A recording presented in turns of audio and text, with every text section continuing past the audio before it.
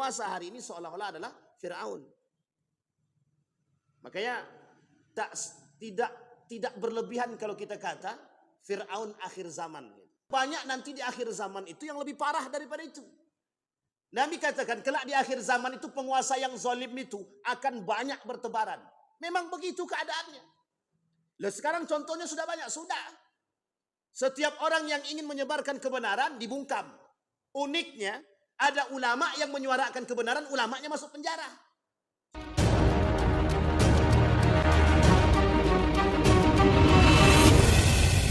Bapak Ibu sekalian yang berbahagia, mudah-mudahan di subuh hari ini Allah melimpahkan rahmat dan karunia-Nya kepada kita semua. Allah berkahi, Allah sehatkan, Allah kuatkan. Allah jadikan kita orang-orang yang husnul khatimah. Kemudian untuk orang tua kita yang telah mendahului kita, Allah tempatkan di tempat terbaik di sisinya. Allah terima amal ibadahnya. Allah kumpulkan bersama orang-orang yang saleh. Kemudian untuk orang tua kita yang masih hidup, Allah sehatkan, Allah kuatkan. Kemudian insyaallah kita semua orang tua kita yang masih hidup husnul khatimah dan istiqamah dalam kebaikan dan ketaatan kepadanya. Amin ya rabbal alamin.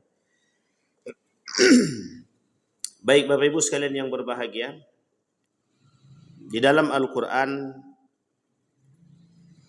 di dalam surat Az-Zukhruf ayat 54, Allah berkata atau Allah berfirman, kata Allah di dalam ayat yang ke-54 dalam surat Az-Zukhruf. Kita mulai dari ayat yang ke-51. A'udzu billahi minasyaitonir rajim. Bismillahirrahmanirrahim.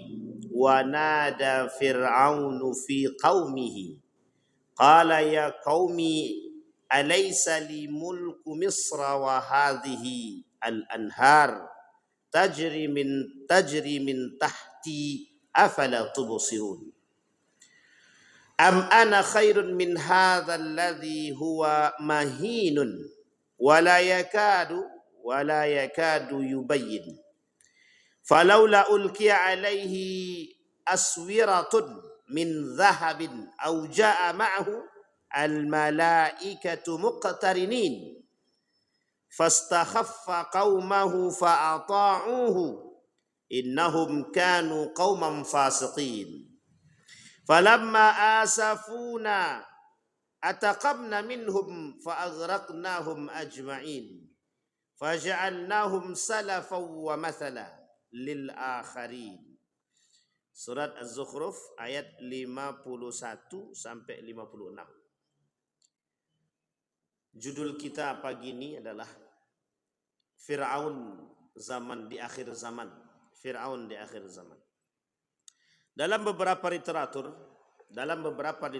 kita temukan ada beberapa tulisan yang menuliskan tentang karakter-karakter Fir'aun yang menjadi contoh bagi manusia-manusia di akhir zaman, yang menjadi pedoman atas kerusakan yang dilakukan oleh manusia di akhir zaman. Fir'aun dalam hal ini merujuk kepada Raja Mesir yang zalim yang ketika itu terjadi pada masa Nabi Musa wa Harun. Sehingga dengan kezaliman yang dimiliki oleh Fir'aun ini, kemungkaran yang terjadi, kemaksiatan yang begitu merajalela, Allah turunkan tidak hanya satu nabi, tapi dua nabi sekaligus kepada Fir'aun. Idhaba, kata Allah, hei Musa wa Harun, pergilah. Kemana? Ke Fir'aun. Innahu tagha. Kalimat ini disebutkan di dalam Al-Quran. Innahu tagha. Kalimat tagha ini Allah sebutkan di dalam Al-Quran. Bahkan cerita tentang Fir'aun ini sendiri setidaknya ada 74 ayat yang berbicara. Nanti kita kupas satu persatu. Dari sekian banyak ayat tersebut mana yang berbunyi akan karakter daripada Fir'aun itu sendiri. Kemudian kata Allah, "Hei Musa dan Firaun pergi ke Musa dan Harun pergi ke Firaun. Dia sudah terlalu melampaui batas." Di dalam Al-Quran ada dua karakter yang melampaui, ada tiga kalimat yang melampaui batas yang Allah sebutkan. Kalimat pertama, orang yang melampaui batas sampai mengaku diri dia Tuhan, itu kalimat yang digandeng tagha. Tagha ini kesombongan yang melampaui batas sampai mengakui diri dia Tuhan. Yang pertama, maka kalimatnya tagha. Jadi kalau ada orang yang mengakui Tuhan, mengaku diri dia Tuhan, tapi kalau tak sombong tidak, cuma ngaku Tuhan aja. Tapi kalau udah ngaku Tuhan itu pasti sombong tuh. Tagha kalimatnya. Kemudian pada cerita Qarun ada kesombongan pada aspek harta. Kalimat ini juga digandeng kepada pemiliknya yang disandarkan akan sifat kesombongan terhadap harta tersebut. Kalimat yang kedua kata Allah bagha. Jadi kalau tagha sombong karena mengakui Tuhan, kalau bagha sombong karena harta. Nah, yang banyak tuh yang pertama apa yang kedua? Kedua-duanya. Kedua-duanya banyak sekarang nih. Ada yang tidak mengaku Tuhan tapi seolah-olah berbuat seperti Tuhan. Nah, ini ada banyak. Yang kedua apa tak lagi? Semua merasa Qarun sekarang. Semua merasa Qarun. Seolah-olah dengan harta yang dia miliki dia mampu membeli semua yang dia inginkan, termasuk kekuatan hukum yang bisa dia kelola dengan harta yang dia miliki. Yang ketiga, ada orang yang sombong dengan dosa dan kemaksiatan yang melampaui batas. Tapi Allah gandeng kalimat itu sekaligus dengan sifat. Kalimat itu disebut dengan israf. Qul li'ibadiyalladzina asrafu ala anfusihim la taqnatu min rahmatillah. Kalimat keduanya la taqnatu min rauhillah. Dia ada dua ayat yang berbicara. Kalimat yang pertama tadi digandeng dia sifat itu yang melampaui, orang yang punya dosa yang banyak sekali, yang melampaui batas dosa dia, yang tak terhitung dosanya, itu dah melampaui batas israf. Tapi Allah gandeng dengan kalimat yang baik serta sifat dia. Sifatnya Allah yang baik tadi rahmat. Jangan pernah berputus asa, bukan dengan ampunan Allah tapi dengan rahmatnya Allah. Nah, jadi dinaikkan oleh Allah. Kalau dia cuma sekedar dosa biasa, Allah turunkan sifatnya pengampun. Kalau dosanya 2 sampai 3, Allah turunkan sifatnya ghafar, pengampun. Tapi kalau dah banyak sekali dosanya, Allah turunkan sifatnya rahmat namanya. Nah, jadi sifat itu menggandeng. Baik, kembali kepada persoalan tadi.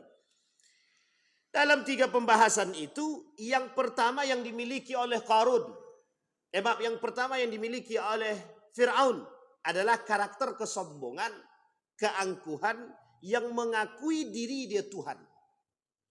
Dan ini terjadi pada masa Nabi Harun dan Musa.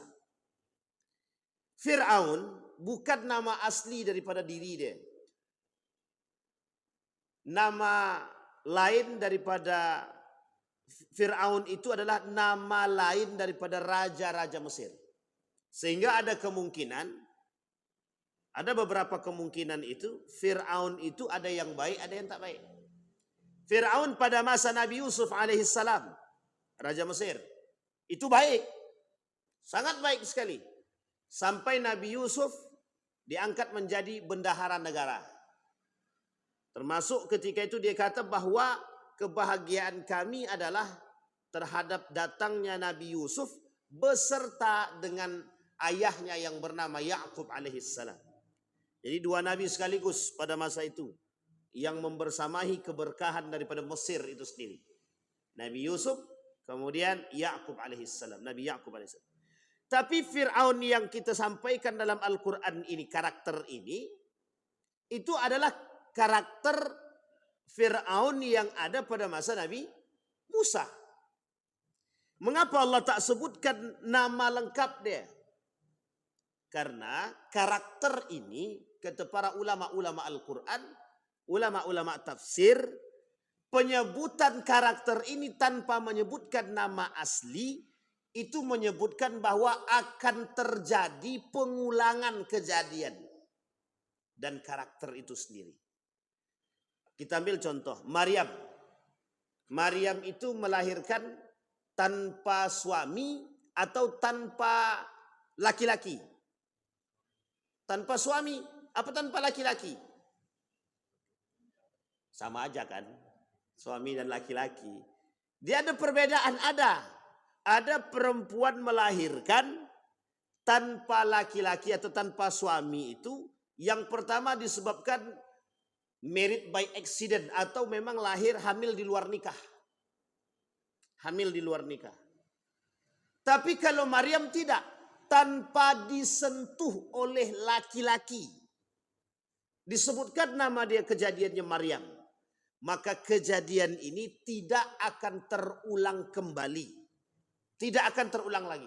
Ada enggak yang lahir tanpa disentuh laki-laki? Ada enggak wanita yang hamil tanpa disentuh oleh laki-laki sekarang? Tidak ada. Tapi kalau perempuan hamil tanpa suami, banyak. Nah, itu yang disebut dengan kejadian itu. Maka ketika ini dalam aspek kaidah tikrar, pengulangan itu, kalau disebutkan nama, ada kemungkinan besar tidak akan terjadi. Makanya ketika Ali ditanya, keajaiban ketika Ali bin Abi Thalib ditanya tentang kejadian-kejadian yang lahir tanpa disentuh itu, kemudian ada keajaiban yang terjadi di dalam Islam itu seperti Nabi Isa alaihissalam yang bisa berbicara di waktu masih bayi untuk membuktikan akan kenabian yang diberikan semasa dia bayi. Nabi Muhammad, Nabi pada umur 40 tahun. Nabi Isa ketika kecil, bayi, itu sudah bisa membuktikan kenabian dia melalui lisan dia sendiri ketika terjadi fitnah terhadap ibunda tercinta Maryam. Dan itu disebutkan langsung nama Maryamnya. Maka kejadian ini tidak akan terulang lagi. Tapi kalau seandainya hamil luar nikah kan banyak ya. Itu menjadi sebuah tren sekarang. Jadi trennya Eropa berhubungan badan. Jadi ada seorang wanita punya banyak suami itu biasa. Kalau di Eropa itu biasa. Kenapa? Karena ini sudah menjadi sebuah kebiasaan tradisi. Bukan tradisi tapi menjadi sebuah kebiasaan. Sehingga kalau Bapak Ibu tanya perempuan-perempuan itu sebagian ya. Itu tanya, sudah berapa kali berhubungan badan? Oh sudah tak terhitung, sudah banyak laki-laki. Coba bayangkan. Dan itu mereka bangga biasa-biasa aja itu. Nah itu yang mau diadopsi oleh orang-orang wanita-wanita yang westernisasi di Indonesia ini. Orang wanita-wanita yang tercampur pemikirannya dengan budaya-budaya barat. Jadi seolah-olah, mohon maaf ya Bapak Ibu ya, meskipun tidak semuanya ya, tapi sebagian di antara para artis itu coba lihat, seolah-olah berhubungan badan itu tidak ada dosanya bagi mereka, biasa aja gitu. Kalau udah jadi seperti itu tuh seolah-olah sudah berapa kali berhubungan badan, oh udah tidak terhitung. Jadi bangga dia melakukan perbuatan tersebut tuh bangga. Berzinah tuh bangga. Makanya ada istilah itu, kalau suka sama suka itu ndak zina kata dia. Kalau suka sama suka meskipun ndak nikah itu ndak zina. Yang zina tuh kalau pemerkosaan kata dia. Nah, itu yang merepotkan kita tuh yang seperti itu, pemikiran seperti ini. Nah, Bapak Ibu sekalian yang berbahagia, ini yang kemudian terjadi. Maka kalimat yang sederhana itu disandarkan. Kesombongan Fir'aun pada masa itu sudah mencapai pada puncaknya. Sehingga sengaja Allah tidak sebutkan di dalam Al-Quran nama dia, nama aslinya, untuk mengulang kejadian itu. Dan ternyata itu kejadian terjadi. Seorang Qaddafi yang dianggap Fir'aun oleh sekelompok orang. Dianggap Fir'aun. Kalaulah ada Fir'aun masa dahulu, mesti akan ada Fir'aun yang akan datang. Makanya kenapa nama Fir'aun itu tak disebutkan nama asli? Karena akan terjadi pengulangan. Kita lihat karakter Fir'aun yang terjadi di akhir-akhir ini. Salah satu sifat-sifat Fir'aun yang Allah sebutkan di dalam Al-Quran, yang pertama dalam surat Ad-Dukhan, yang artinya begini. Dan sesungguhnya Fir'aun itu benar-benar telah berbuat sewenang-wenang di bumi. Kita lihat dalam surat Ad-Dukhan itu. Sungguh dia adalah orang yang sombong, termasuk orang-orang yang melampaui batas. Ini kalimatnya melampaui batas yang Allah sebut tadi, tagha. Kemudian kata Nabi dalam hadisnya, tidak akan masuk surga, la yadkhulul jannah man kana fi qalbihi kibrun. Di dalam hati dia ada kesombongan, itu tidak mungkin masuk surga. Sekecil apapun kesombongannya, dalam hati dia tidak akan masuk surga. Kalimat yang pertama, sifat daripada Fir'aun itu adalah congkak. Congkak, angkuh. Kita lihat, keangkuhan yang seperti apa yang dimiliki oleh Fir'aun? Melakukan sewenang-wenang di muka bumi ini. Kita konversi keadaan. Ini tidak cocokologi ya, tapi ini konversi keadaan. Kita lihat, siapa orang yang paling bisa berbuat semenah-menah di muka bumi ini sekarang? Yang bisa membeli kekuasaan, yang bisa membeli hukum, yang bisa membeli semuanya, kekuatan. Orang yang sudah bisa membeli kekuatan, orang yang bisa membeli kekuasaan, orang yang bisa membeli hukum, maka dia bisa berbuat semenah-menah dan sewenang-wenang. Siapa mereka? Siapapun yang melakukan itu. Makanya kalau dulu ada bahasa hukum berat sebelah, ini bahasa dahulu, hukum berat sebelah. Berat bagi yang miskin, ringan bagi yang kaya. Jadi ini persoalan. Maka tugas berat betul bagi presiden kita untuk menyeimbangkan hal tersebut. Saya melihat ketika Pak Prabowo menyampaikan persoalan korupsi di salah satu situs resmi Ar-Rahma itu, kata beliau, kami tidak akan pandang bulu. Berarti ada unsur menegakkan keadilan dari berbagai macam aspek. Kita tunggu dan kita kita saksikan bersama perkataan itu. Betulkah? Apakah betul hukum itu tidak timpang tindih? Karena orang-orang yang memiliki kekuasaan itu bebas saja dia berbuat sesuka hati dia. Kita ambil contoh kasus-kasus premanisme. Itu kasus-kasus premanisme itu yang merasa sudah kuat itu, ya bebas mereka melakukan apa-apa aja. Mereka rusak sana sini. Kalau sudah dirusak di sana sini, datang datang orang yang menangkap, mesti ada orang yang membela. Jadi seolah-olah dia merasa sudah punya tempat dan kekuasaan, yang sudah dia beli hukum dia sudah beli kekuasaan dan kekuatan, jadi dia bebas melakukan apapun. Nah, itu yang terjadi pada masa Yazid bin Muawiyah. Saya tak katakan Yazid bin Muawiyah ini Fir'aun, tapi kelakuan dan perbuatan yang dilakukan itu semenah-menah, seolah-olah dia yang memiliki segalanya. Ini ada orang-orang yang begitu itu ada. Baik, congkak. Nah, kalau sebutkan dalam Tuhan itu. Yang kedua, karakternya melampaui batas yang mengakui Tuhan tadi. Puncak kesombongan tertinggi itu, kata para ulama, dari karakter daripada Fir'aun itu adalah melampaui batas yang mengaku diri dia Tuhan. Kalau orang sekarang nih mengakui diri Tuhan mungkin tidak, tapi bersifat seperti Tuhan seolah-olah diri dia Tuhan. Kenapa saya kata seolah-olah diri dia Tuhan? Kita lihat. Kata Allah di dalam Al-Quran dalam surat Al-Alaq, sekali-kali tidak. Sesungguhnya manusia itu betul-betul benar-benar melampaui batas apabila melihat diri dia serba berkecukupan. Kalimat akhirnya ditutup dengan kalimat yang sederhana. Apabila melihat diri dia serba cukup. Ada kata kuncinya. Orang yang melampaui batas tadi serba merasa diri dia berkecukupan. Maksudnya berkecukupan itu apa? Ini poin penting untuk kita garis bawahi. Orang kalau sudah merasa diri dia mampu membeli sesuatu, apa yang tak bisa dia beli? Makanya Fir'aun sekarang itu Yahudi itulah.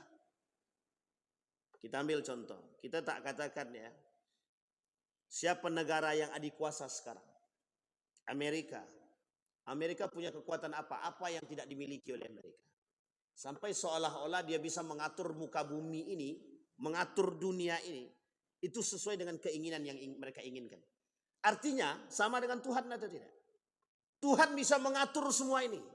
Lah kalau ada manusia yang bisa merasa mengatur semua ini, berarti dia tak mengaku Tuhan tapi karakter dia seperti Tuhan. Ada orang seperti ini, itu dia. Jadi seolah-olah diri dia ini Tuhan. Kami pasti akan mampu membuat sesuatu, pasti. Berarti dah mengakui diri dia itu Tuhan. Dia dah mengatakan pasti bisa membuat sesuatu dengan apa yang dia miliki. Sama halnya seperti yang terjadi ketika Donald Trump mengakui kesombongannya di hadapan publik, seolah-olah mampu melakukan sesuatu.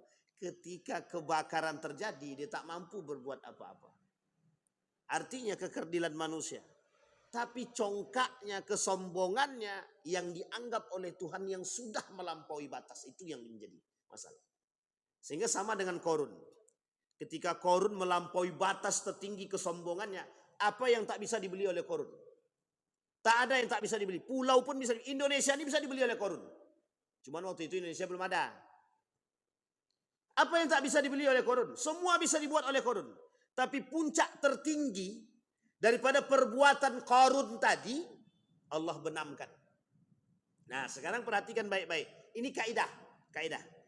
Ketika puncak kesombongan itu sudah sampai pada tingkatannya yang tertinggi, itu mesti tinggal tunggu kehancurannya. Kita kasih kaidahnya. Dalam beberapa kaidah itu begini. Kalau kesombongan itu sudah sampai pada tingkat tertinggi, maka tinggal tunggu satu saja. Akan terjadi kehancurannya. Kita ambil contoh sederhana kaidah. Ada orang kaya, congkak, sombong, angkuh dengan harta yang dia miliki. Dia merasa bisa membeli sesuatu. Maka ada keresahan dalam diri dia yang tak akan pernah dia bisa temukan kecuali dengan hati yang salim. Hati yang baik. Itu tinggal tunggu saja itu.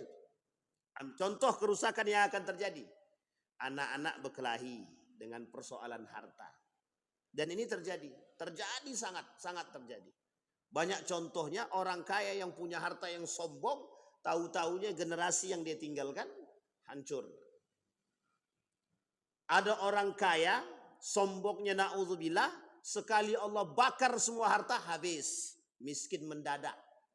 Kalau bahasanya dulu ada kaya mendadak, sekarang juga ada namanya bahasa miskin mendadak. Kapan itu? Ketika Allah benamkan, ketika persoalan Qarun. Ketika persoalan orang kaya yang Allah benamkan. Banyak Pak. Jadi mudah bagi Allah membalikkan, itu mudah sekali. Hitungan menit, hitungan detik bisa Allah lakukan. Coba bayangkan, ini kejadian nyata. Seorang anak yang tidak dididik pada agama dan orang tuanya memiliki kesombongan harta seolah-olah dia punya. Meninggal dia, anak dia berkelahi. Belum dikuburkan mayatnya lagi, anaknya dah berkelahi persoalan harta. Coba bayangkan. Perkelahian persoalan harta menyebabkan kemiskinan pada diri dia. Gimana tuh nasibnya mayat itu tadi itu? Coba bayangkan. Jenazahnya belum dimasukkan, orangnya sudah berkelahi. Baik. Di dalam surat Az-Zukhruf, ayat 54, karakter yang ketiga daripada Fir'aun. Selalu meremehkan rakyat. Ini saya kasih contoh. Rakyat itu cuma menjadi bahan.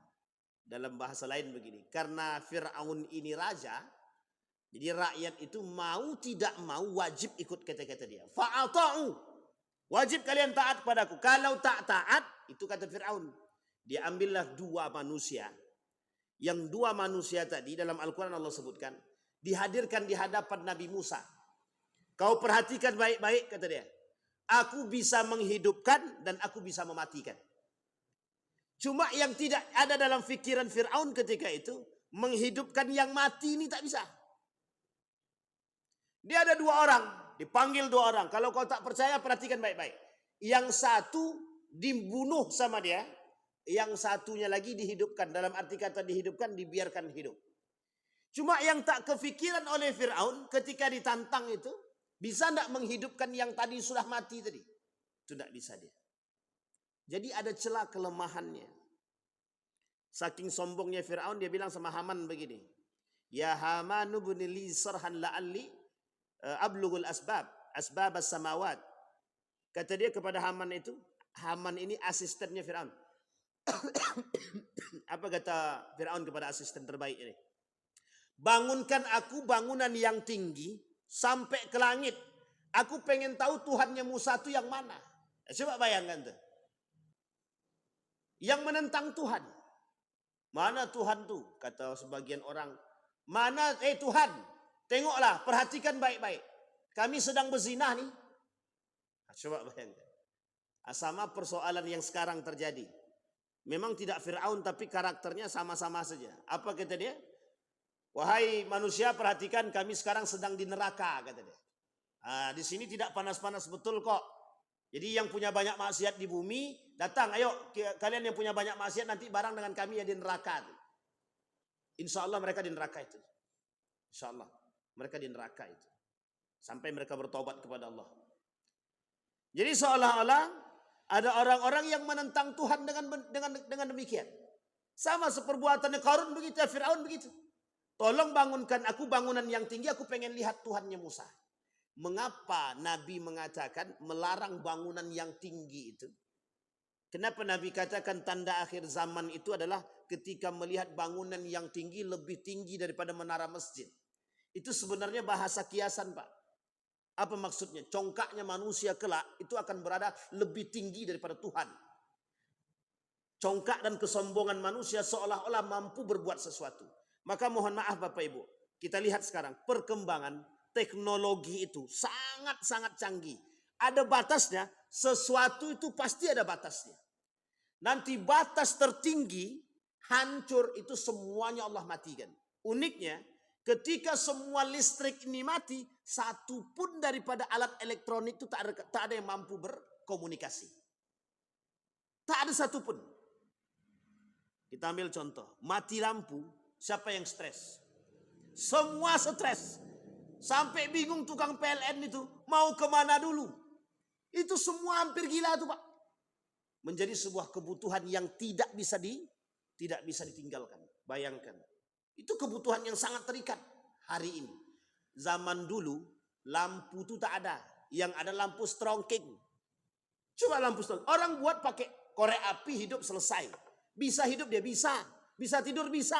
Orang sekarang tidur harus pakai lampu, ada AC, ada kipas. Dulu orang kipas badan tuh pakai tangannya, Pak. Anak dia tidur. Sekarang enggak. AC mak. Tak sanggup, tak bisa tidur. Frustasi orang tua. Langsung stres. Aduh stres. Itu baru tak punya lampu. Sengaja hari ini manusia berkebutuhan. Sangat butuh kepada teknologi, cahaya, matahari, segala macam. Dibuat pertumbuhan yang sedemikian rupa. Pada puncaknya Allah matikan semua. Disitulah akan kelihatan mana yang beriman, mana yang gila. Mana yang betul-betul beriman dan mana yang tidak. Orang beriman tidak akan pernah gila dengan hal tersebut. Karena dia tahu mana dasar dia, mana kembali dia, harus kemana arah dia. Tapi sekarang kita lihat begitulah keadaan manusia sekarang. Maka tak salah ketika kondisi hari ini itu sangat-sangat membuat kita khawatir dengan keadaan yang akan datang. Yang beriman, ingat kalimatnya, yang beriman. Kembali kepada poin tadi. Apa kata Allah dalam Al-Quran surat Az-Zukhruf ayat 54? Maka Fir'aun dengan perkataan itu telah mempengaruhi kaumnya. Fir'aun dengan perkataan tersebut telah mempengaruhi kaumnya. Kita lihat. Fastakhaffa qaumahu fa'ata'u innahum kanu qauman fasiqin. Falamma asafuna intaqamna minhum fa'aghraqnahum ajma'in faja'alnahum salafan wa mathalan lil akharin. Kami jadikan persoalan Fir'aun ini, kata Allah, itu contoh bagi orang-orang terdahulu. Bagi orang-orang yang akan datang. Katanya. Apa contohnya? Cara Fir'aun menakut-nakuti masyarakatnya bagaimana? Kata Fir'aun begini. Kalau kalian tidak taat padaku, siapapun kalian akan aku bakar, akan aku hukum, dan lain sebagainya. Nah, sekarang kita konversi. Pada masa siapa kita pernah terjadi merasa takut, tak aman? Pada masa siapa? Dulu pada masa Soeharto itu, kalau kita protes tembak mati. Itu pada masa Soeharto. Yang demo tembak, yang protes tembak. Jadi tak ada kebebasan berbicara. Uniknya ketika kebebasan dibuka, itu juga melampaui batas kadang, tak sadar diri. Orang yang diberikan kebebasan berbicara sesuka hati, sekehendak perut dia. Tapi ketika tidak ada kebebasan, seolah-olah terjadi sewenang-wenangan. Sekarang kita kembalikan. Hari ini kebenaran dibungkam. Cara membungkam kebenaran bagaimana? Kalau kau mau sampaikan kebenaran, lihat anak istrimu besok. Jadi tak bisa bicara kita sekarang. Makanya mohon maaf, orang sekarang takut berbicara kebenaran. Takut. Kenapa takut? Kalau menyampaikan kebenaran, maka langka, Pak. Langka manusia-manusia seperti Dr. Yahya Waloni. Kita mungkin tak berlebihan memuji. Tapi orang yang berani menyampaikan kebenaran itu langka. Langka sangat. Menyampaikan kebenaran, kejujuran itu langka. Orang jujur dalam parlemen tersingkirkan. Orang yang tidak korupsi terasingkan. Itu unik itu. Dulu pernah terjadi.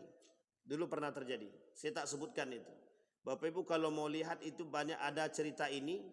Itu ada dalam buku Indonesian X-File. Ini pernah saya sering sampaikan. Lah kapan waktu saya bawa buku itu. 2 buku itu Indonesian X-File judulnya. Di dalam buku itu banyak kebenaran-kebenaran yang tidak terungkap. Jadi dulu ada kasus pemerkosaan seorang wanita. Wanita ini perempuan desa di salah satu daerah di Indonesia ini. Jadi pemerkosaan itu sudah lama. Ternyata yang memperkosa adalah anak dari ya kita anggap bangsawan lah. Anak dari bangsawan. Itu keluar beritanya Pak di koran. Ketika keluar beritanya di media cetak, hari itu juga dikeluarkan dengan media yang sama. Diprotes, yang protes mereka karena mereka punya duit dan kekuasaan, tutup, tidak boleh. Akhirnya berita itu tidak muncul lagi. Sampai hari ini pemerkosa itu tidak tahu siapa, maksudnya tidak ada keadilan bagi perempuan tersebut. Saya pernah baca cerita itu dan saya tahu betul waktu itu kami pernah tinggal di daerah tersebut. Ini di Jawa kasusnya, Pak, di Jawa. Itu pernah terjadi. Dan itu diceritakan oleh orang-orang terdahulu. Pernah tahu terjadi itu. Kalau anak penguasa melakukan kesalahan, itu orang takut itu sudah. Kalau aku tidak hukum dia, maka aku berdosa. Tapi kalau aku hukum dia, aku pasti tersingkirkan. Pilih mana? Kalau dia kuat iman, mesti dihukum. Meskipun dia, karena dia takut dosa. Tapi karena tidak kuat iman, daripada aku dimutasi, ya biarkan aja lah, kata dia. Sampai sini paham maksud ini Pak? Ini bahasa ilustrasi Pak. Bahasa sederhana keadaan sekarang itu. Takut akan terjadi sesuatu pada diri dia, tak berani menghakimi orang yang bermasalah. Makanya kasus korupsi kita nih, rumitnya bukan main. Sebenarnya bukan rumit. Karena yang kena itu banyak. Dan yang banyak itu rata-rata penguasa semua kan. Itu yang ditakutkan itu.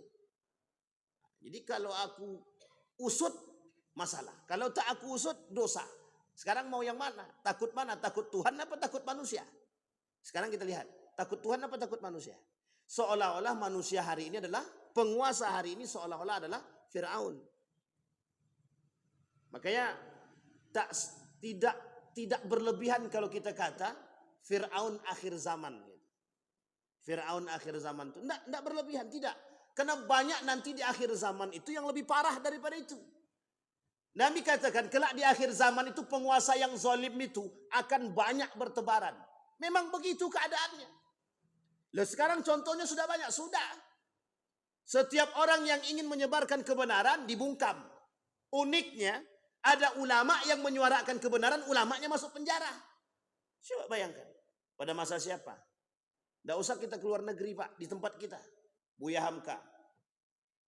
Buya Hamka itu dimasukkan ke mana? Ke penjara. Hanya karena membela kebenaran. Tak sejalan dengan pemerintah, dimasukkan ke dalam penjara. Uniknya, meninggal dia yang sholatkan Buya Hamka. Nah, tapi untung Buya Hamka tidak punya dendam. Jadi memang keadaan, Pak, itu memang keadaan begitu. Jadi pemimpin yang zalim, kata Nabi, kelak di akhir zaman tuh banyak bertebaran. Kalau pemimpin yang zalim ini sudah merajalela, nanti akan sampai pada puncaknya. Coba bayangkan, satu pemimpin yang zalim di Indonesia, misalkan, bukan di Indonesia, kita anggap di beberapa tempat itu ada pemimpin zalim. Setiap tempat punya pemimpin yang zalim rakus, dan pemimpin-pemimpin berkarakter daripada Fir'aun. Kira-kira apa yang terjadi? Perang, Pak. Yang satu ingin menguasai ini, yang ini ingin menguasai ini. Kita ambil contoh antara Iran dengan Irak pada masanya, Babilonia dengan Persia. Itu berdekatan itu, Pak. Bukan berjauhan, berdekatan, bersebelahan. Irak dengan Iran, Babilonia dengan Persia, yang memiliki kekuatan pada masanya. Itu saling ingin menguasai. Yang satu memang punya kezaliman, yang satu punya kezaliman, saling ingin menguasai. Raja Babilonia dengan Raja Persia ingin saling menguasai antara satu dengan yang lain. Jadi keadaan itu yang menjadi karakter. Makanya kenapa Allah tak sebutkan nama Fir'aun itu dengan nama asli? Karena memang karakter kepemimpinan yang zalim itu akan ada kepada para pemimpin-pemimpin akhir zaman. Siapa mereka pemimpin akhir zaman itu? Ya wallahu alam. Apakah kondisi yang dikatakan Nabi dalam hadisnya tidak akan terjadi hari kiamat sampai kalian akan melihat pemimpin-pemimpin yang zalim?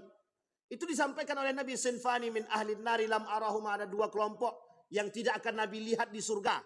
Bahkan mencium bau surga pun tidak, kata Nabi. Satu di antaranya siapa?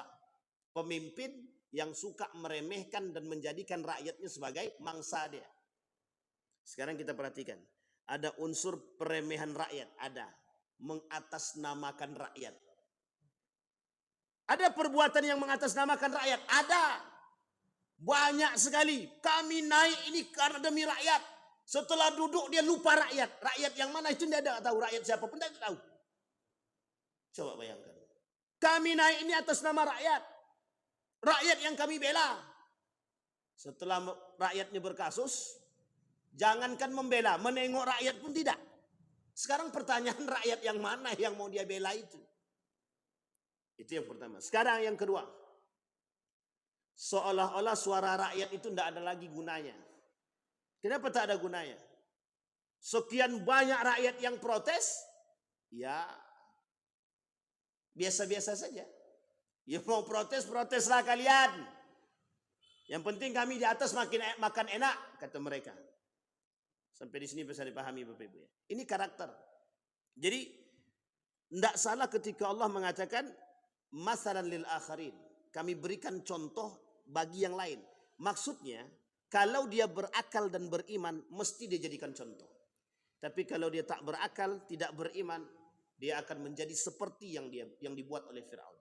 Maka kita lihat Bapak Ibu. Ada orang-orang yang mohon maaf sekarang itu menjadi pemimpin dari seorang penghafal Quran misalkan. Mengerti Al-Quran. Dia paham betul Pak bagaimana seharusnya dia berbuat. Dia paham. Dia tahu betul. Dulu ada pemimpin kami di salah satu kota di Pekanbaru ini, salah satu kabupaten di Pekanbaru di Riau ini, itu Pak, ketika dia perjalanan dinas, itu kan ada uangnya itu Pak, ada uang perjalanan dinas. Besi saduit nih dikembalikannya kepada pemerintah. Sampai orang di sekitar dia itu protes, kenapa Bapak kembalikan? Mending kita buat untuk makan. Apa kata dia? Bukan hak saya. Itu kalau orang mengerti agama. Sekarang beliau dosen di Universitas Islam Riau itu, UIR. Coba bayangkan apa kata dia? Ini bukan hak saya. Sepeser pun tidak mau dia ambil. Berangkat haji dia tidak mau dibiayai oleh pemerintah, dia bayar sendiri. Padahal dia pemimpin kepala daerah. Saya tahu betul itu, karena waktu itu pada masa sama dengan saya berangkat hajinya waktu itu 2010. Coba bayangkan, kalau dia mengerti agama, kalau dia tak paham betul dengan agama, dia paham betul dengan Al-Quran, maka mohon maaf Pak, orang hafal Quran tapi tidak paham Al-Quran belum tentu bisa menjalankan nilai Al-Quran Pak. Berat Pak, berat. Jangan salah loh, para pembunuh-pembunuh, para sahabat itu rata-rata hafal Quran kan, tapi mereka tak paham dengan Al-Quran. Yang dibutuhkan yang seperti itu, yang mengerti Al-Quran dan bisa menjalankan itu. Makanya sekarang itu seolah-olah kalau ada pemimpin ini seolah-olah ya, kalau dulu kita lihat pemimpin yang adil itu biasa banget itu. Salahuddin Al-Ayyubi, Muhammad Al-Fatih, Utsman bin Affan, Ali bin Abi Thalib, dan terus Marwan, Harun Ar-Rasyid dan lain sebagainya. Sama kita lihat tuh Pak, orang-orang beriman jadi pemimpin. Itu dulu sudah biasa. Sekarang kalau kita lihat pemimpin yang beradab, berakhlak, mulia, yang beretika dan beragama, itu aneh. Makanya mohon maaf, kalau ada pemimpin yang ikut masuk dalam pemilihan, dia udah orang alim, hafal Quran, ngapain sih ikut jadi calon-calon pemimpin? Udahlah, cukup aja dia bangun pondok jadi orang alim. Coba bayangkan, begitu pandangan kita sekarang. Seolah-olah orang alim tidak usah jadi pemimpin karena takut akan merusak citra kealiman dia. Padahal kalau orang alim ini tak duduk, apa yang terjadi? Inilah yang terjadi sekarang. Apa yang terjadi sekarang? Sesuka hati mereka. Yang menjadi pemimpin itu bukan mereka, nafsu mereka. Jadi sampai di sini bisa dipahami ya Bapak Ibu ya. Jadi makanya Bapak Ibu, orang yang berakal, orang yang betul-betul berakal dan beriman tidak akan memilih pemimpin yang memimpin dengan nafsu. Tidak akan. Makanya ada istilah bahasa begini. Seharusnya yang jadi pemimpin itu orang kaya. Kalau dia miskin dia cari kekayaan. Yang kaya seperti apa dulu Pak? Kalau kaya dia tak beriman, makin jadi Pak memperkaya diri dia. Bukan tak ada contohnya. Orang kaya jadi pemimpin memperkaya diri. Bukan semakin memiskinkan, memperkaya diri. Dan itu kejadian itu. Baik. Itu yang ketiga, karakter daripada Firaun. Meremehkan rakyat dan menjadikan rakyat itu sebagai mangsa. Dan itu disebutkan oleh Hasan Al-Basri. Ada pemimpin yang diberikan arzaqahullahul mansibah yusibu bihin nas. Dia diberikan kejabatan, kekuasaan oleh Allah, dianugerahkan di rezeki mansibah. Mansibah itu jabatan. Tapi dengan jabatan tersebut dia gunakan untuk memeras rakyat dia. Nah, ini poin-poin penting. Memeras rakyat itu bagaimana Pak Ustaz? Kalau zaman dulu ada namanya kerja rodi. Tapi kerja rodi ini jelas Pak, yang mempekerjakan kita ini penjajah. Tahu Bapak Ibu ya, Belanda, kita punya ada Jepang, ada Belanda yang pernah menjajah negara kita. Kira-kira ini orang-orang kita atau orang luar? Belanda sama Jepang ini. Orang luar yang menjajah kita. Sekarang tidak. Yang menjajah kita siapa? Orang kita sendiri. Nah itu dia. Agak-agak gimana sedikit gitu kan. Lebih sakit mana? Dijajah orang luar apa dijajah orang pribumi? Dua-duanya sakit Pak. Jadi disinilah bahasanya. Jadi seolah-olah rakyat itu. Tapi akan ada pada masanya, ada pada masanya.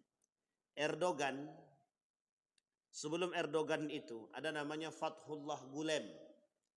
Yang pertama sekali bersama Erdogan menaklukkan Kemal Atatürk itu. Nah, ini poin penting untuk dipahami Pak dalam sejarah Turki. Itu dari mana asalnya? Tanpa ada pertumpahan darah ya, tanpa ada pertumpahan darah. Kudeta tanpa ada pertumpahan darah. Itu ketika rakyat sudah muak. Ketika masyarakat sudah muak betul dengan perbuatan-perbuatan pemimpin yang zalim itu, seperti yang dilakukan oleh Kemal Atatürk, dibangunlah oleh Fathullah Gulen dengan Erdogan ketika itu partai anak muda dengan gaya politiknya politik identitas, kembali kepada agama, kembali kepada negara, artinya pribumi. Jadi bahasa lainnya nasionalisasi. nasionalisme. Nah, kalau sekarang ini ada NKRI harga mati. Cuman masalahnya NKRI harga mati ini kadang-kadang nggak pada tempatnya gitu. Ini poin penting untuk kita. Jadi ini ada Pak. Muak sudah pada puncaknya. Kezoliman yang sudah pada puncaknya. Kurang apa Erdogan itu? Kurang berkuasa apa? Kurang apa dia? Kekuasaan apa yang tak dia miliki? Kehebatan apa yang tidak dia miliki? Panglima tertinggi di Turki itu. Sampai bisa mengambil alih menjadi presiden. Coba bayangkan tertinggi. Tapi nasib dia dikudeta. Dikudeta. Soeharto dikudeta atau tidak? Dikudeta. Siapa yang mengkudeta Soeharto? Ini masa reformasi. Artinya sama Pak. Keadaan itu akan pernah terjadi. Akan terulang. Maka sesuatu yang dilakukan. Coba lihat, perhatikan kasusnya Fir'aun. Fir'aun itu meninggalnya kapan? Diapain? Ditenggelamkan di laut. Saking muaknya Allah dengan karakter Fir'aun tadi. Sudah mengakui diri dia Tuhan. Allah tunjukkan satu saja. Ketika masuk dalam air, berenang pun tak sanggup. Berenang pun tak sanggup untuk selamat. Sebenarnya, kalau kita mau berpikir dengan karakter kemanusiaan. Misalnya, kalau dia betul-betul raja, pasti dia bisa berenang. Harusnya bisa selamat kan. Tapi Allah berkuasa atas segalanya. Kenapa tak bisa? Bayangkan pemimpin-pemimpin yang zolim pada masa itu. Hanya seekor lalat bisa membunuh. Seekor lalat. Allah tunjukkan kesombongan Anda di mana. Gitu. Tapi dengan seekor lalat Anda tak sanggup. Tidak usah manusia yang sekarang begitu. Manusia sekarang. Orang-orang yang sombong itu. Ketika digigit nyamuk. Apa yang dicari? Dicari obat nyamuk. Obat nyamuk dicari. Memukul nyamuk pun tak sanggup. Menangkap lalat pun tak sanggup. Itulah kelemahan manusia. Tapi kan tak sadar juga. Tak dijadikan itu. Jadi seolah-olah itu. Makanya karakter yang dilakukan, cerita yang disampaikan oleh Harun Ar-Rasyid dengan orang gila itu memang cerita yang nyata Pak. Yang bagus untuk diamati. Atau orang gila itu coba tengok tuh. Mati kok tak ada satupun yang dibawa. Itu mereka yang beriman. Harun Ar-Rasyid beriman dia. Ketika Harun Ar-Rasyid beriman. Tahu dia, sadar dia dengan nasihat yang disampaikan meskipun orang gila yang menyampaikan, sadar dia. Tapi sekarang udah diingatkan berkali-kali, masih juga tidak sadar. Jadi seolah-olah dia sampai berani mengatakan kami ini akan abadi dan tak akan mati. Coba bayangkan. Itu kalau ada pemimpin begitu sudah menantang Tuhan itu. Baik, yang keempat dalam surat Al-Qasas.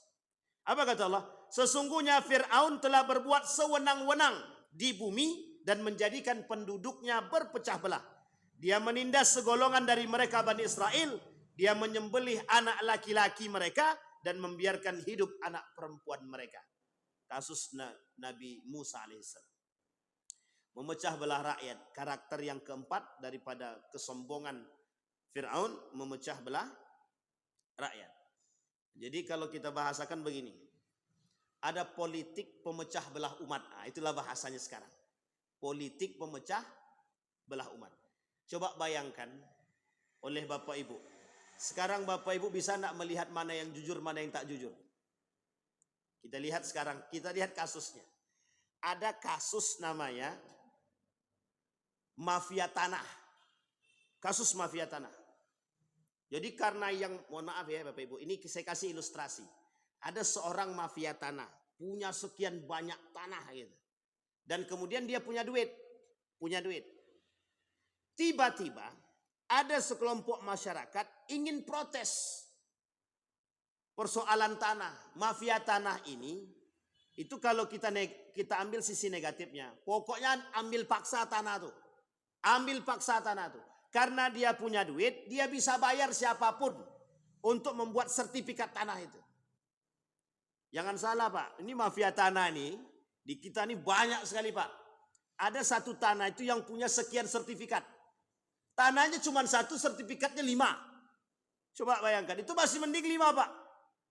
Ada kasus itu, di sini juga itu kasusnya itu. Termasuk tanah kami juga itu.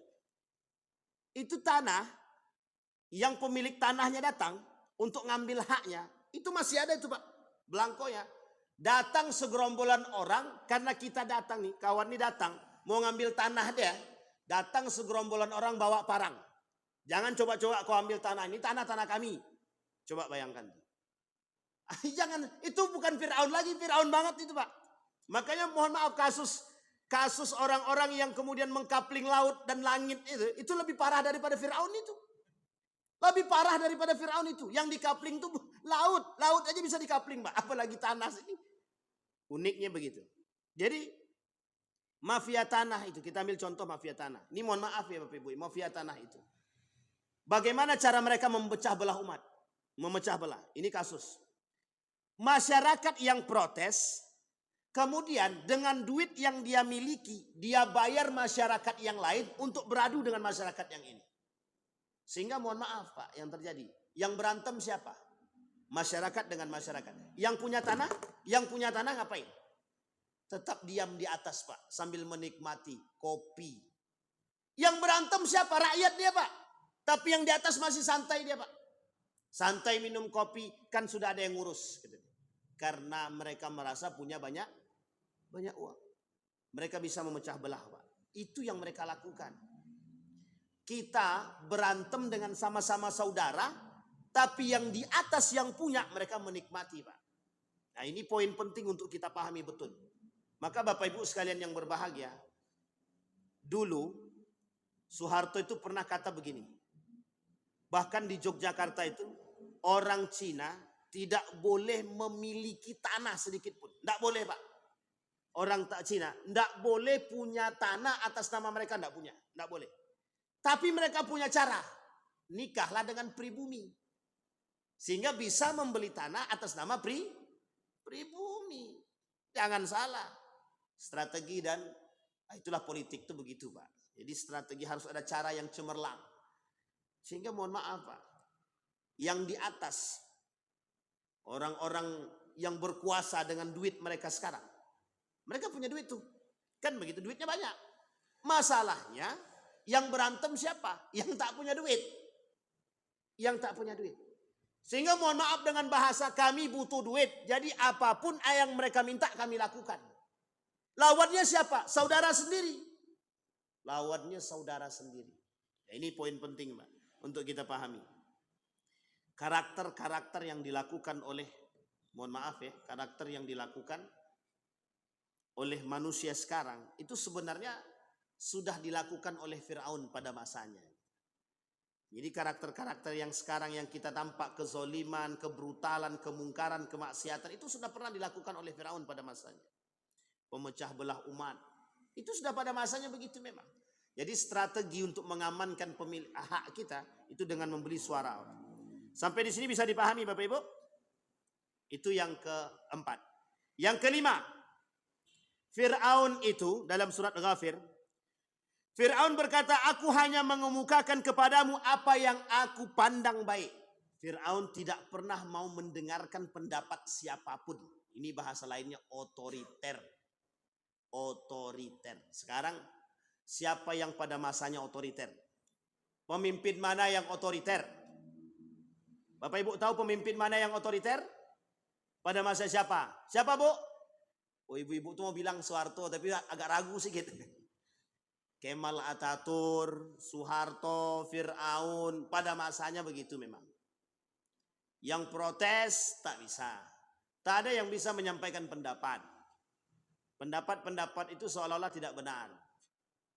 Kenapa tidak benar? Karena yang benar adalah pendapat diri dia sendiri. Jadi kalau ada manusia yang suka menganggap pendapat dia lebih baik, berarti Fir'aun kecil.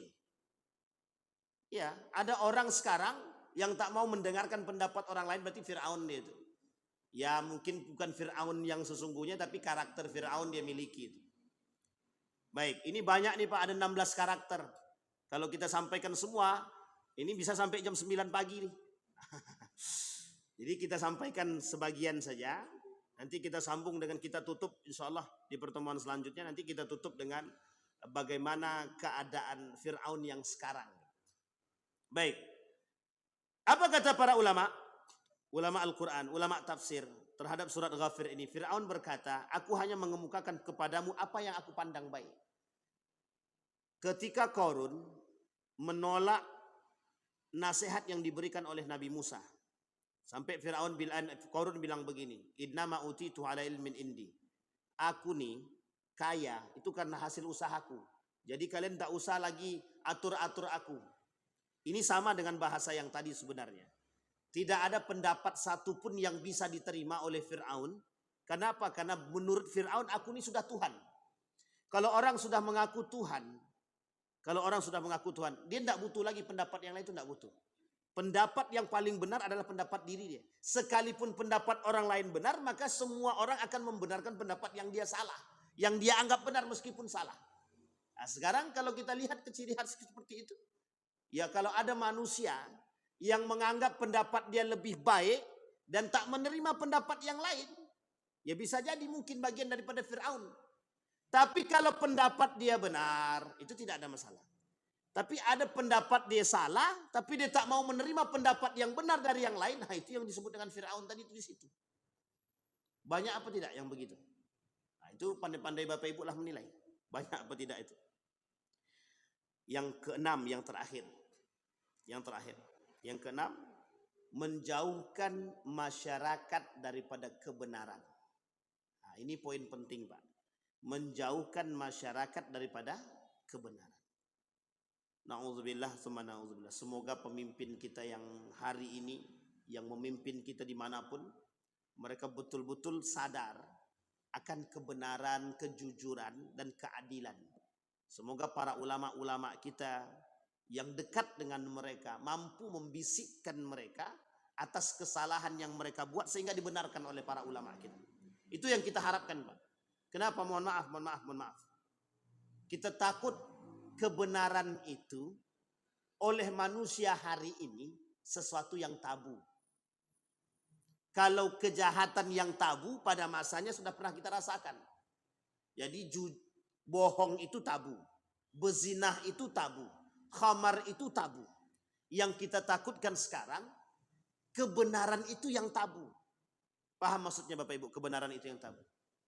Jadi maksiat biasa, tidak maksiat itu tabu. Korupsi itu biasa, tidak korupsi itu tabu. Jujur itu tabu, bohong itu biasa. Khamar itu biasa, yang tidak minum khamar itu tabu. Judi itu biasa, yang tidak berjudi itu tabu. Sampai di sini bisa dipahami ya Bapak Ibu ya. Yang kita takutkan yang seperti ini. Membungkam kebenaran, sehingga kelak kebenaran yang dibungkam ini mohon maaf ilustrasinya begini. Jadi ada kebenaran yang tidak boleh diungkap. Kalau kebenaran ini diungkap, maka orang yang mengungkap kebenaran ini hilang, dibunuh. Misal contoh. Artinya ketika ada manusia yang mengungkapkan kebenaran, maka akan dibunuh atau akan dieksekusi atau apa terserahlah. Dengan kondisi seperti ini menakut-nakuti masyarakat agar tidak berkata benar. Sehingga ketika banyak masyarakat terbungkam dengan kebenaran, secara sendirinya kebenaran itu tertutupi. Sampai di sini paham, Bapak Ibu? Ini ilustrasinya begitu. Awalnya dibungkam dulu, ditakut-takuti dengan ancaman. Kalau sudah begitu, kelak dia akan secara sederhana, secara kesendiriannya tertutup. Kenapa? Orang sudah takut mengungkapkan kebenaran. Kalau diungkapkan takut dihukum. Kalau tidak diungkap, dia tanam. Udahlah, diam aja lah dalam diri. Tak usah ikut-ikutan. Paling begitu kita Pak. Sehingga mohon maaf. Kebenaran akan mengungkapkan kebenaran itu menjadi sesuatu hal yang tabu. Dan itu mohon maaf Bapak Ibu, mohon maaf. Sudah pernah kita rasakan. Bahkan sampai hari ini tidak seutuhnya banyak yang berani mengungkapkan kebenaran. Kenapa? Karena kebenaran itu dibungkam. Kita takutkan yang terjadi seperti itu. Maka Bapak Ibu sekalian yang berbahagia, tapi ingat, yakinlah, ini wajib kita imani. Kelak di akhir zaman, yang kebenaran itu memang tidak akan pernah kita pandang. Kebenaran itu akan tertutup. Kejahatan, kemaksiatan itu yang akan terang benderang. Jadi kalau sudah nampak itu pada puncaknya, mohon maaf ya. Jadi memang kenapa yang sekarang kita lihat itu kemaksiatan, kemungkaran kok merajalela? Kata Nabi, kalau sudah nampak kemaksiatan merajalela, perzinahan merajalela, fahsya merajalela, mungkar merajalela. Ingat, ada ingatnya kata Nabi. Bisa jadi kiamat itu sudah semakin dekat. Karena pada puncaknya Pak, kalau sudah sampai pada puncaknya, maka akan terjadi semua akan dihancurkan oleh Allah. Ada satu hadis baginda Nabi Muhammad SAW. Kata Nabi, kalau ada orang yang sadar akan kemaksiatan dan kemungkaran, dan dia hanya berdiam diri, ingat kalimatnya, dia hanya berdiam diri. Sampai Nabi katakan, la yaqifanna ahadukum rajulun zulman yuqattilu rajulun zulman. Janganlah sampai kalian berdiam diri kepada, kata Nabi, ketika melihat seseorang dianiaya. Kalau ada orang yang diam terhadap sesuatu yang di kemaksiatan, kemungkaran, dan orang-orang yang dianiaya dan dia tidak mencegahnya, maka mereka bagian daripada pelaku. Coba bayangkan. Nabi kata dalam hadis begitu. Jadi salah satu cara kita mencegah perbuatan-perbuatan yang keji dan mungkar itu dengan terus memprovokasi orang tua agar bisa memberikan pengawasan yang ketat. Jadi Bapak Ibu, kakek-kakek, atuk-atuk, nenek-nenek, sampaikan kepada anak-anaknya, cucu-cucunya, bahwa keadaan kita ini sedang tidak baik-baik saja. Dan kita betul-betul harus bisa memberikan pengawasan yang ketat, yang kuat kepada mereka. Kalau kita tidak mau menyesal kelak. Nah, ini poin penting untuk kita sebelum kita tutup. Semoga karakter-karakter Fir'aun ini bisa kita ambil contoh. Insya Allah kita lanjutkan di pertemuan yang akan datang. Dengan karakter selanjutnya sampai akhir. Baru nanti kita tutup dengan Fir'aun di akhir zaman. Seperti contoh-contoh para pemimpin-pemimpin yang zalim yang mencontoh kepemimpinan Fir'aun. Mudah-mudahan ada manfaatnya bagi kita semua. Mudah-mudahan bisa menjadi pedoman bagi kita. Setidaknya kita bisa mengambil faidah daripada ayat-ayat Al-Quran yang Allah ceritakan di dalam Al-Quran tentang cerita-cerita Fir'aun, yang insya Allah bagi orang berakal dan beriman bisa diambil pelajaran dan faidah yang bisa kita masukkan dalam kehidupan kita. Mudah-mudahan bermanfaat. Kita berdoa kepada Allah. A'udzubillahi minasyaitonirrajim. Bismillahirrahmanirrahim. Alhamdulillahirabbil alamin. Hamdasy syakirin, hamdan naimin. Hamdan yuwafi ni'amahu wa yukafi'u mazidah. Ya Rabbana lakal hamdu kama yanbaghi li jalali wajhikal karim wa 'azimi sultanik. Allahumma salli ala Muhammad wa ala ali Muhammad. Allahumma ighfir lana dhunubana wa dhunuba walidina warhamhuma kama rabbayana shaghara. Allahumma ighfir lahum warhamhum wa'afihim wa'fu anhum wa akrim nuzulahum wa wasi' madkhalahum waj'al al-jannata mathwahum. Allahumma inna ala dhikrika wa syukrika wa husna ibadatik. Allahumma ansur man nasara ad-din wa akhdhul man khadhal muslimin. Allahumma ansur man nasara ad-din wa akhdhul man khadhal muslimin.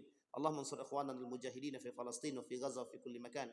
Allahumma faqihna fid din wa 'allimna at-ta'wil. ربنا هب لنا من ازواجنا وذريتنا قرة اعين واجعلنا للمتقين اماما ربنا هب لنا من الصالحين ربنا ظلمنا انفسنا وان لم تغفر لنا وترحمنا لنكونن من الخاسرين اللهم اجعل القرآن العظيم ربيع قلوبنا ونور صدورنا وجلاء احزاننا وذهاب همومنا وغمومنا اللهم اجعلنا من اهل القرآن واجعل هلتنا من اهل القرآن الذين نحن خاصتك واهلك يا ارحم الراحمين ربنا آتنا في الدنيا حسنة وفي الآخرة حسنة وقنا عذاب النار والحمد لله رب العالمين. السلام عليكم ورحمة الله وبركاته.